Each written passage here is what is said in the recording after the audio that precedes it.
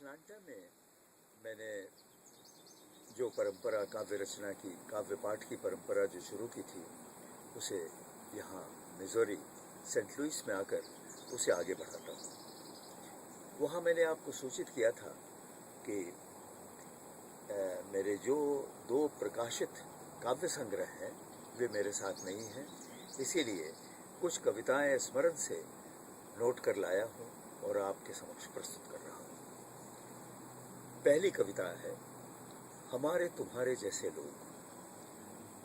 हम, तुम और हमारे तुम्हारे जैसे ये और सभी लोग काठ की उस सीढ़ी के पादान पर ही हैं जो सामने यश और मर्यादा की उस ऊंची छत से लगी है।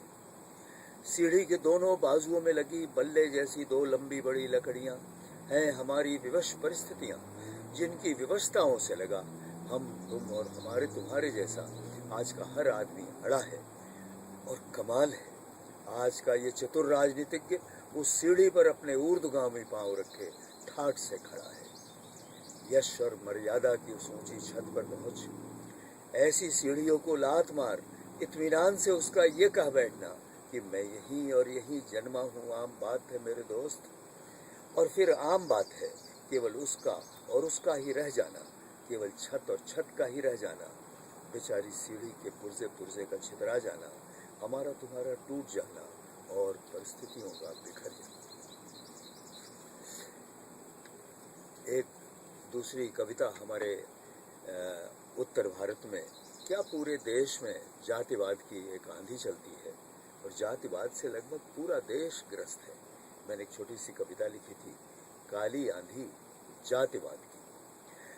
दरअसल किस जाति के हैं आप, मानिए न मानिए, मूल रूप से है ये एक रहस्य।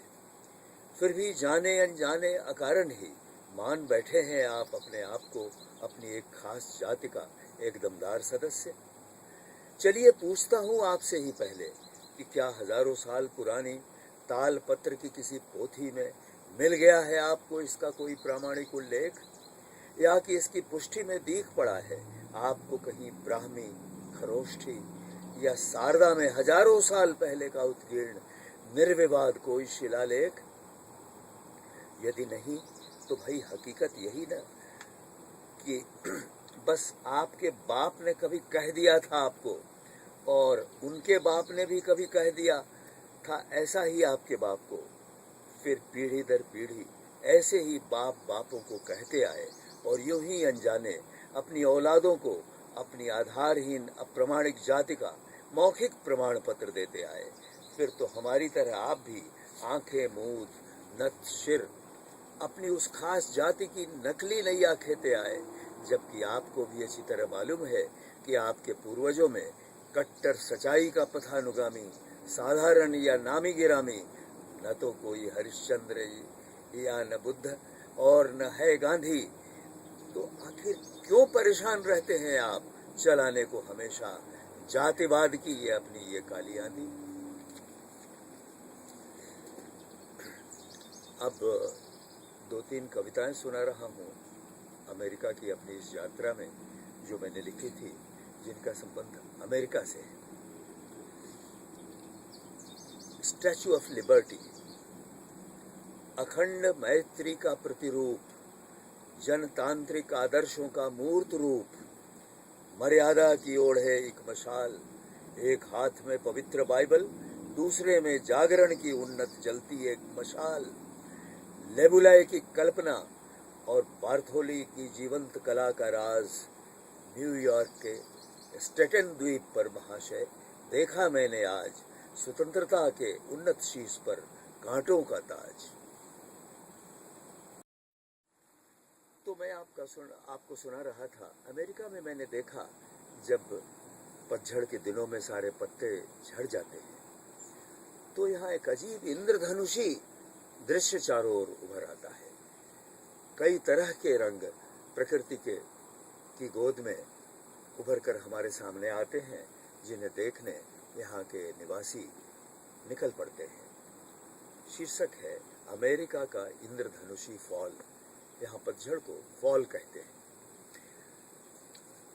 तेज रफ्तार से ऊपर नीचे रेंगती काली नागिन सी सर्पीली सड़कों के दोनों ओर सन्नाटे में घोर घनी वादियों के बीच चीड़ और ओक के साथ Japanese, red, silver, Shantung, full moon, black, sugar, paperbark, Norway, Amur और थ्री फ्लावर्ड जैसी अनेक जातियों के हरे भरे मनभाए गदराए चारों ओर दूर दूर तक छितराए मेपल के ये घने पेड़, जवान, बूढ़े और अधेड़, नवंबर की हल्की सर्द हवा के दस्तक सुनते ही शिशिर की अगवानी में उजले, हरे, पीले, कत्थई, बैंगनी, नीले, जाफरानी, जामुनी और लाल काले रंगों के मानो ओढ़ लिए हैं शाल, अपने अपने शॉल।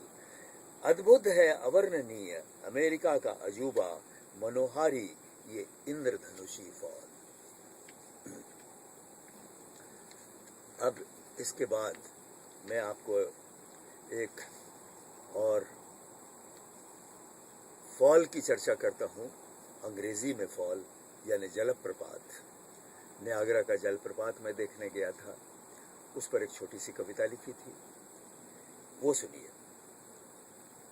कुरी से निकलने के बाद नियाग्रा और लॉरेंस का अंटारियो से मिलन, फिर और भी कई झीलों का मीलों परस्पर सम्मिलन, अद्भुत क्षण, एक अविस्मरणीय प्रात, अटलांटिक की यात्रा को चला होगा सज धज कर, बनने जब जलप्रपात।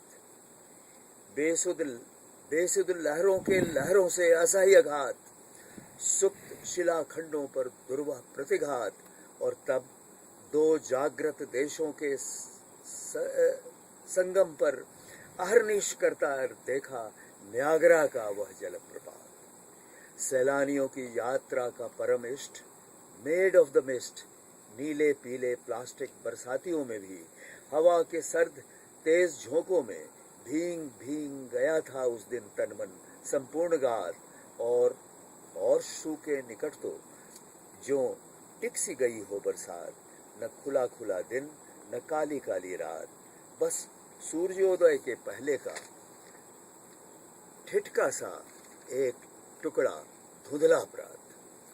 देखे अब तक जितने भी दृश्य प्रकृति के सब मात, याद आता है बंधु अब भी अहर्निश लहराता गहराता हहराता भहराता नियाग्रा का वह महाजल।